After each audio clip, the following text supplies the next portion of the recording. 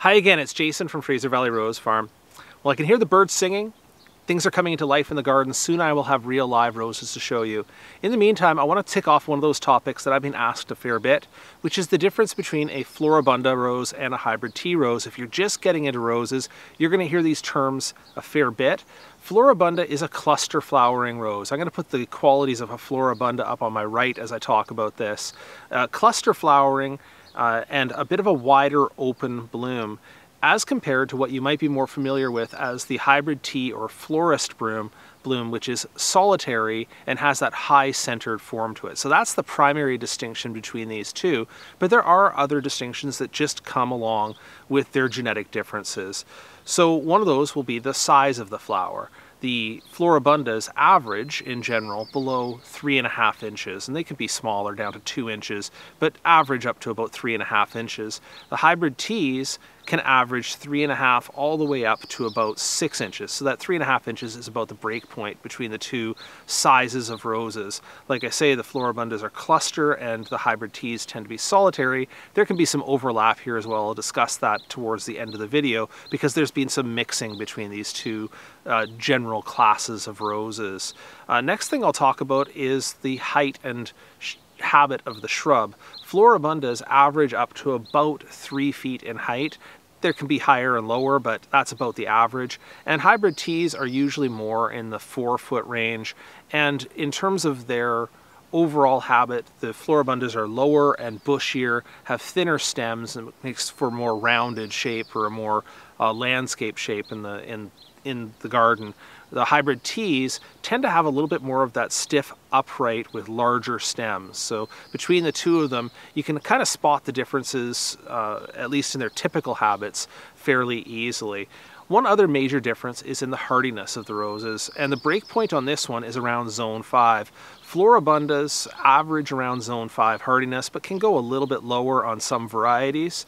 Hybrid teas are usually zone 5 is about the very lowest they will go, and typically it's upwards from there. There are some hybrid teas that are zone 6s and zone 7s and so on. So that's about the break point, is that the Floribundas tend to be a little bit hardier. Other characteristics are pretty similar between them. They tend to both have the full range of colors. They can each be fragrant or not, although typically I would give the hybrid teas the advantage on fragrance. In terms of disease resistance, I would give that advantage over towards the Floribundas. They tend to be a little more trouble-free to grow.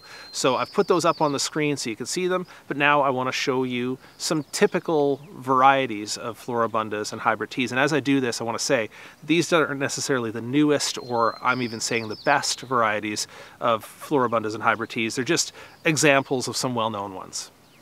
For the Floribundas, I can really think of nothing better to start with than Julia Child, which really typifies the cluster flowering characteristics of a Floribunda. It has a mid-yellow, sort of butter yellow color, and the fragrance of licorice. So a fantastic rose. I'm going to call that one in the mid-size for Floribundas, up to about 3 feet, a little bit taller in my garden, and repeats all season long. Just a beautiful performing rose.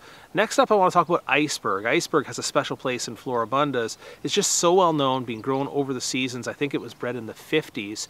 And one thing cool about Iceberg is that even though the typical variety of Iceberg is white, it sports regularly. It has a lot of genetic variability within the plant, and so it's sported out to things like brilliant pink Iceberg, Burgundy Iceberg, climbing Iceberg. So there's lots and lots of variability in that plant. Nothing to get bored of in the Iceberg series. Next up, I wanted to talk about a rose called Angel Face. Explore into that sort of mauve area there, and I think you'll see from the picture here just how wide open those blooms are with the ruffled edges. Just fantastic color. Moving right along in the Floribundas, let's look at Nicole, which I think is a good example of a bicolor. It has a white bloom, but with a strong pink edge for a really striking garden look. Next up, I'll talk about Bonica. Now, Bonica may, in my area, be the most widely planted Floribunda of all. It's the kind of thing that you would use in roadside plantings by cities and landscapers, or in malls or gas stations. Has these clusters of strong pink flowers. They fade a little bit through their bloom period, but extremely good performer.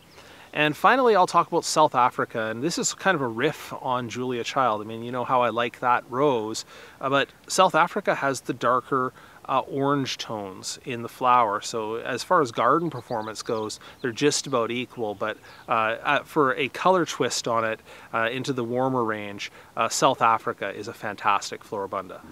Moving on to the hybrid teas now, let's look first at Chicago Peace. I could have chosen just regular old Peace with its muted colors of pink and yellow, which is a lovely blend, but Chicago Peace has those stronger tones of orange and darker pink that I really like in a very large bloom. Second up, I'm going to talk about is Double Delight, and people love this rose. I haven't grown it particularly well myself in my climate, but I hear that it's a good grower in warmer climates, and it has that bicolor look to it, but with a knockout fragrance, just gorgeous. So people love that rose. Third one up I'm going to talk about is Stevens Big Purple, which is an unusual color. It's sort of a beetroot purple. Deep color, wonderful knockout scent to it, and it was bred by an amateur, which gives it a special spot in my heart, as it wasn't bred by one of the big breeding houses, but it was just an amateur breeder that brought that one forward. Next up, I'm going to talk about Pope John Paul II. If you're looking for just a pure white hybrid tea rose that's great for cut flowers and performs well in the garden, that might be the one. My final example from amongst the hybrid teas is one to show you the range of colors. This is Fragrant Cloud, which is not only extremely fragrant, but it has that cool color somewhere between salmon and coral. I love it a lot in the garden.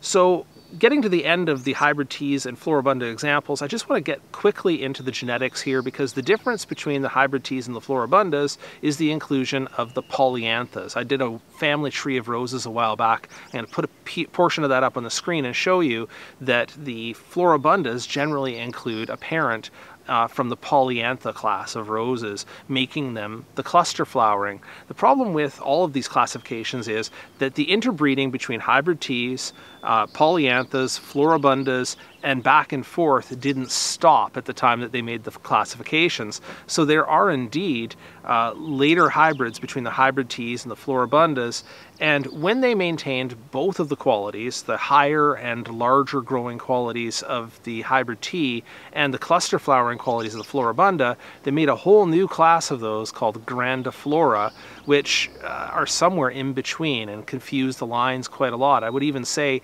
even within the standard classifications of hybrid tea and Floribunda, there's a great deal of mix here. So when I give you these typical qualities, that's going to confuse things quite a lot for you.